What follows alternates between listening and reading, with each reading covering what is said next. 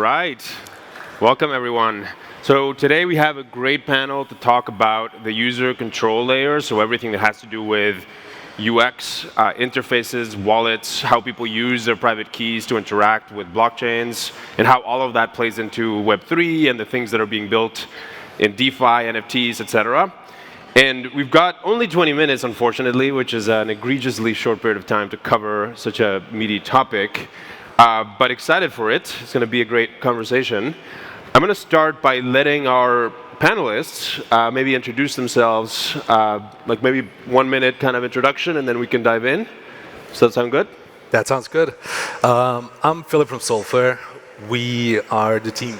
We actually built the first wallet on Solana. That was actually before mainnet, July last year. And Solflare was the first staking wallet. And right now we have over 20% of Solana circulating supply staked through Solflare. And we just are expanding onto all platforms. We have a web browser, we have a browser extension. We just launched mobile on Friday, and we are just looking to give all our users the opportunity to access Solflare from whichever platform they want to, and that's what we're all about. Amazing. Cool. Hey everyone, I'm Brandon Millman. I'm the CEO and co-founder of Phantom. Just got started back in May, and it's just been such an awesome journey. I just wanted to say thanks to everyone in the audience and listening back at home for helping support us on this journey and to hit 1 million users recently. And yeah, each and one of you are 1 in a million to me, so really appreciate it. Yeah, that's it. Hi everyone, I'm Maria Phillips with Slope Finance. I'm head of communications. Slope Finance was the first mobile wallet on Solana. We have over 150,000 downloads and an MAU of 95%. We are mobile first, yeah, fantastic. Delighted to be here today. Amazing. Well, thank you guys.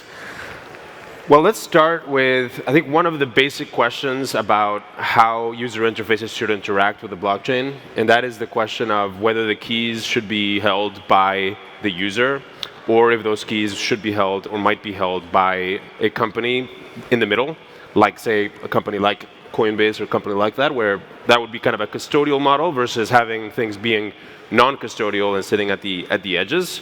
And I think we all kind of know what the ethos of this space is, but of course there are many trade-offs. And so curious to talk through like how you guys think about those trade-offs and what are the kinds of things that we can do to empower the user as much as we possibly can. Should I start? Yeah. So there's two different approaches, like custodial and non-custodial. Yep. Non-custodial is in the true spirit of crypto, where you actually control the keys, you control your finances, and no one can actually take it away from you. And that's been really, I mean, I talked to someone from Algeria, and he told me how important that is for them. Yeah. Since I don't live in a country like that, I didn't know that that's so important for them, because at one point in time, someone can actually get something from the bank account and they lose everything. But on the other hand, all people are actually used to don't have that responsibility of just holding all their finances with them. So we have bank accounts, we trust banks with our money, and it's going to be a long road to educate all people to get from the custodial to the non-custodial thing. And I don't think that it's ever going to happen in a big way, but as all crypto people here we are like early adopters and we want to try new things, but the vast majority will always stay non-custodial, and there's always going to be those two approaches. Yeah, makes sense. What do you think, Brandon? Yeah, so I'll start off by saying that at Phantom, our goal is to make the decentralized web safe and easy to use for everyone. And what that means is expanding past like the very small number of users we have now to tens of millions and billions in the future. And but the thing is that giving private keys directly to users is sort of akin to giving them keys to like a supercar Ferrari. It's like super powerful, but not everyone needs all that power. And I'll say actually, I think there's actually more than just this dichotomy of like non-custodial and custodial. Is actually a bit of a range of different techniques that are kind of somewhat in the middle. So I think there's things like social recovery, multi-party computation, Shamir secret sharing, Torus, those sort of things. And I think all of those techniques have not really been given the chance to really kind of like been taken to their like full extent. So yeah, we're really excited to kind of explore a lot of those options and sort of bring more custodial flavor, I guess, to non-custodial tools. When we look at our user base, okay, number 1, India, number 2, US, and number 3, Malaysia, every one of our customers really are accessing mobile, okay, via mobile. And that onboarding and that access is a huge concern to us to make it as easy as possible. So we are looking at different innovations in this space, and especially because we're looking at being the gateway from Web 2 to Web 3, and being able to link activities in decentralized identity is what we're calling it, being able to identify people in specific ways according to their activities. And hopefully we're going to use that to lower the access and entry barrier for our customers to make it as easy as possible. And yeah, a better experience. Yeah, that makes sense. Just wanted to add that actually education is so important. Yeah. And just getting people to know, okay, how crypto actually works and why is it so good for them. That's actually one of the things that we actually launched our Sulfur Academy. So we have blogs and guides to capture the new users and tell them, okay, this is how it works. Yep. And so they don't get, because there's a lot of scams out there. I mean, we both know that because before we actually launched mobile, we have 3 fake wallets. We actually met one of the developers who made those fake wallets reached out to us and told us, oh, I'm so happy that you're using the wallet that I made. And he was actually commissioned by someone else to produce fake wallets for Sulfur and Phantom. So that was like mind-blowing to us. He felt so bad, but he didn't know that. And so education is key actually to preventing users for getting scammed and actually get so burnt that they say, oh, okay, all crypto is a scam. So that's why. I think this point of education is really good because I think there are 2 philosophies in the space. One of them is crypto wants to be seen. This is a line from Kayvon, who's the founder of Foundation. And his view is, over time, people should become aware of what crypto is. People should become aware of the way that private keys work. They should become aware of the fact that holding your own private key is very different than signing into a Web 2 service. And that's one philosophy, that these things will become front and center and that education will be a big piece of this. And that you actually, as an application developer, should not be trying to hide it away, right? That you should not be trying to fully abstract it such that the user actually does not know anymore that they're interacting with a blockchain. And then a different philosophy would be more like a product and like very pragmatic point of view, which is people have a very hard time understanding how all of this works. And so instead, what you should do is you should abstract it away. You should make it look as much like a Web 2 thing as possible so that you can get people on board. And then over time, maybe you shift towards a more kind of Web 3 native user pattern. And those are 2 very different ways of building a product.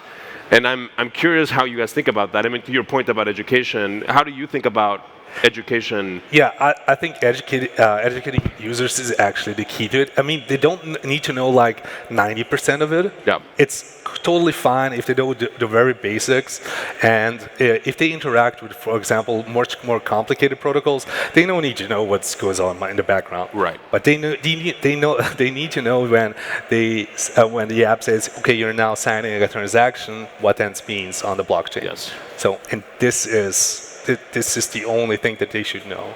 And we should actually push, as an industry, users to educate themselves just in those basics. Yeah. Yeah, I feel like none of us here really know what the final conclusion of all of this Web3 tech is really going to look like, and I think we're just so early, and the vast majority of people who are going to use decentralized technologies have not really used it yet. Yeah. So I agree, user education is super important. Support is another thing that we've seen that's super important. Unfortunately, the status quo nowadays is to kind of throw everyone into this zoo of a Discord and let whatever happen. And unfortunately, a lot of projects basically just turn a blind eye to what happens in there. Like all these scams happen, people get DM'd and whatever. So yeah, I think we really all need to take a much more user-focused approach, not just in the applications themselves, but in around just all of the surrounding infrastructure, support, education, et cetera. Yeah. Yeah, is there something? Yeah. Sorry. Or Maria? I was going to say that financial literacy in traditional financial services isn't great either, to be honest. Yeah. But I do see, this whole e-commerce piece that we're involved in and looking at, I think that is a way to bring people into the space to understand it better. Yeah. If they start using cryptocurrencies or if they start using this in kind of their normal daily kind of shopping or activities, this is a way for them to understand that it's safe. I paid for something, I got it, yay, this is good. That's a real great way for them to understand and onboard in a really low-level way, but get there. Completely. I just wanted to touch on the topic that Brandon actually mentioned it with support. We both see it in our Discords, people get scammed and something like that. So there's actually, we tried everything. So we take this try and see what works approach. So we try with Telegram, we try with Discord, but people always get scammed. And at one point, so I think we're launching pretty soon our live chat support on mobile, on the website. But it's always like this fine line of, okay, how do you actually provide the users the best experience, but that they also feel still completely anonymous and that they can have. Yeah. So it all depends on that fine line, and we need to see what works best, actually. Completely. When I think this actually segues well into how a user control layer application like a wallet or sort of other kind of applications at that layer enable developers to build on top of them, right? And I think that there's another kind of spectrum of different schools of thought or different approaches in that world as well, where like you can think of MetaMask or the kind of wallet that is very unopinionated about how developers build things on top as being on one end of the spectrum, where you can really just sign anything using MetaMask. You can sign just a binary blob because it doesn't provide you really with very much context as to what it is that you're doing. And it's kind of really on the developer to kind of inform you as to what you're signing actually is. And then on the other end of the spectrum, you can be much more opinionated about how the wallet integrates with specific applications, such that the wallet itself, the team who builds the wallet itself, might integrate directly with like a protocol that does lending. Like one example on the Ethereum world would be Compound. You integrate with Compound directly. And then there's like a whole spectrum in the middle where a wallet could provide the tools for developers to build applications for it that are standard and that give a little bit more structure and context for what that integration should look like, but it's not done by the team itself. And it enables an ecosystem to kind of emerge and to improve what the user experience might look like by enabling them to do things in a way that's more structured. So I think we need like certain standards that help us build these applications in a way that are intuitive. I'm curious how you guys think about this spectrum, or if you agree with it, and where you guys kind of land on it philosophically. Sure. Yeah, I can lead. Again, I'll preface everything by saying that we're like in this mass experimentation phase where a lot of things are still being figured out. That being said, I feel like some of the wallets that you've alluded to that have done more like plugin type architecture, so namely Argent, I feel like have sort of been left in the past a little bit, just because they were not really able to keep up with like the explosion of like all of these permissionless dApps, and therefore was not really able to sort of participate in the network effect that gets created between dApps and the users of those wallets. And so our opinion right now is to keep it very, very permissionless. Yep. Keep kind of the current model going. It has a lot of momentum and all of that. But again, that being said, like I feel like we still have yet to see the final conclusion of all of this. So things are, always changing. For sure. Maria or me? Okay. So there's different trade-offs between both approaches, because if you integrate it directly into the wallet, so firstly, the UX is going to be way better, and you could actually provide a safe haven for all those new users, because the permissionless world is the Wild West. So you have like 5 great applications, you have 5 applications that will actually scam your money out of it, so you could actually protect them. But on the other hand, you actually are gatekeeping with your wallet. So this is why the panel is called user control layer. So the wallet actually dictates to which application the user can actually connect. And this may not always be in the best interest of the user, because maybe that wallet has, for example, a business model with the dApp that they have. So this is one part of it. But like in a permissionless system, the other thing applies. So there's inherent risk, and if we're going that way, then we need to go back to the previous topic, and that is education. So if we educate them, then it's completely fine to do it permissionless, because they know what they're doing. But if there's a big influx of new users who are just coming into the space, wanting to experience something, and they want to do it quickly without educating themselves, we're like in a really tough spot with permissionless systems. But as Brandon pointed out, we're so early, we don't know which way is actually going to work best. So I think there will be wallets with different approaches, and we'll see which one is going to be the most successful one, which the users will actually choose in that perspective.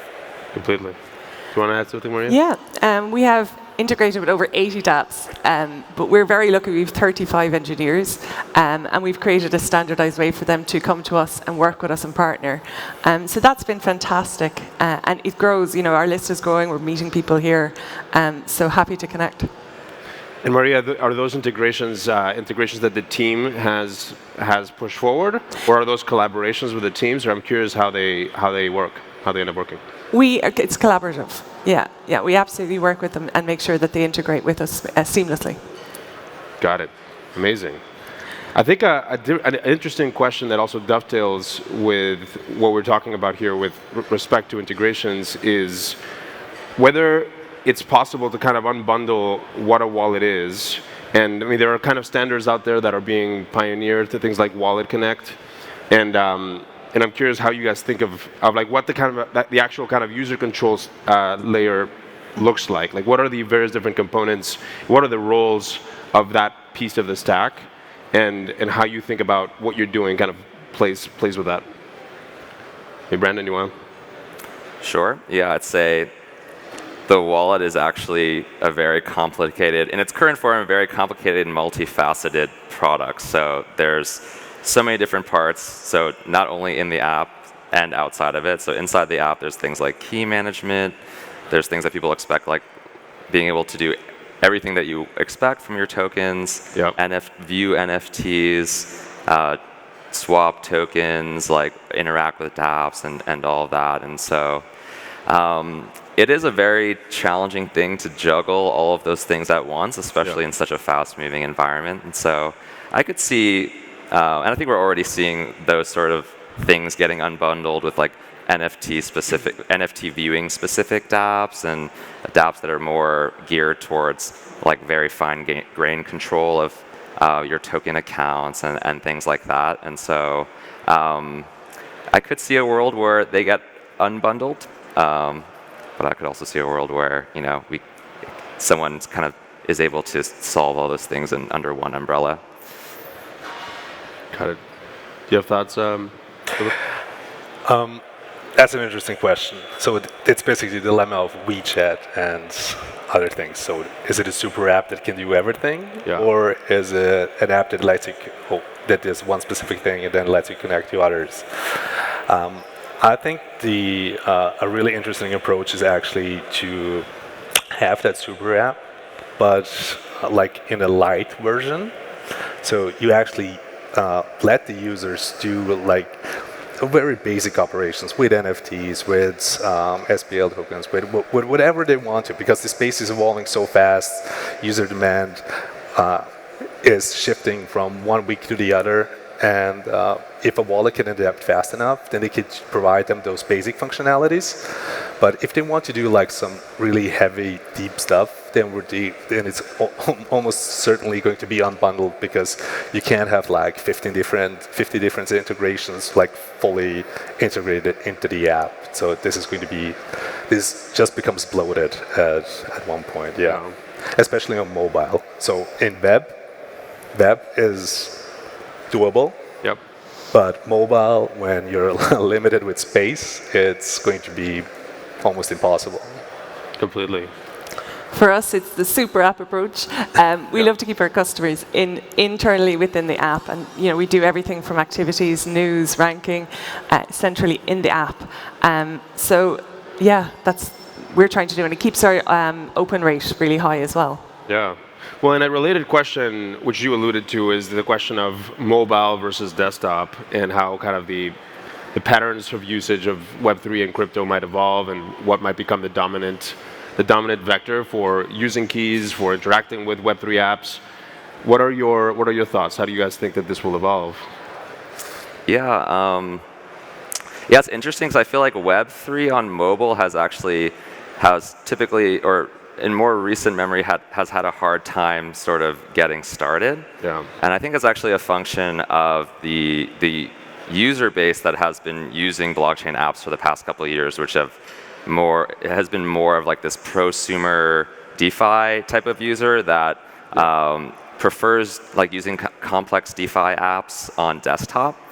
But what we're seeing now, I think, is a couple paradigm shifts that are really kind of setting the stage up for mobile. So first is this kind of new cohort of users that is much more NFT focused, and therefore like a lot more casual. And so I think those people actually expect a really polished mobile experience. So I think that's one paradigm shift that's happening. And the second one is why we're all here today, is scalable and cheap blockchains, which actually their nature actually lends themselves much better to a mobile environment. So I think those two things are actually setting us up for the sort of like new age of like Web 3.0 on mobile, I think, which I think was not as tenable as before.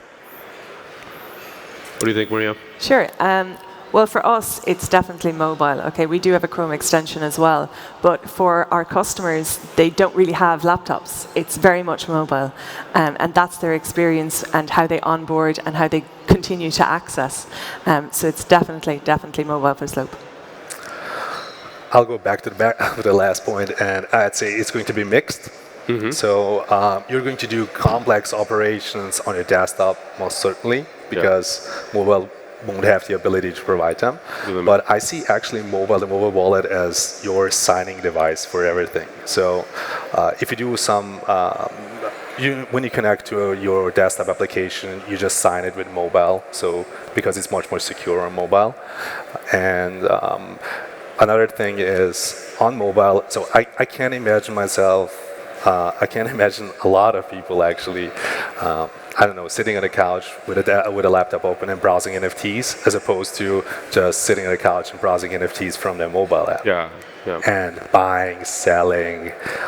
A lot of people actually, I want to connect to Radium and harvest my farm in the morning from mobile. I don't want to do it from a desktop, open the desktop up, type in Radium or something like that. Yeah. So yeah, it does feel as Web3 begins to intersect more with the consumer world, mobile becomes increasingly more important as a result.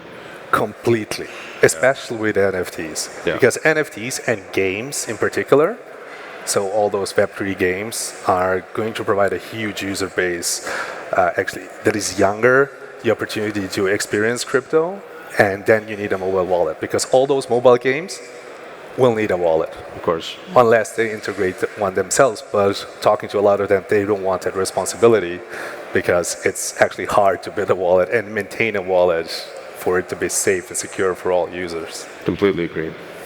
All right, well, I think this is a good point to wrap the conversation. Thank you very much for joining us. This was awesome. you. This was awesome. Thank you. Thank you.